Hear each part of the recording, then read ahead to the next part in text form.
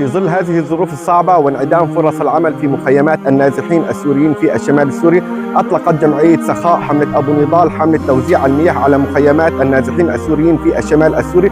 بارك الله بجمعية سخاء، بارك الله بعربة 48، وجزاهم الله عنا وعن مخيمات النازحين السوريين في الشمال السوري كل خير. بجهودكم ودعمكم نستطيع الوصول إلى المخيمات الأكثر حاجة في الشمال السوري. في عطشي رمل ورحيل، هاجر في قلبي صحراء وهي تهدهد إسماعيل.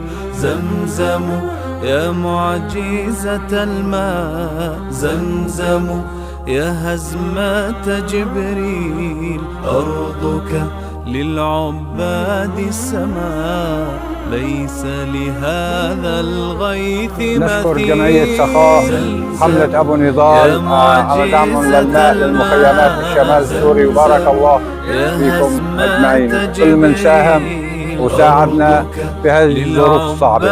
ليس لهذا الغيث مثيل.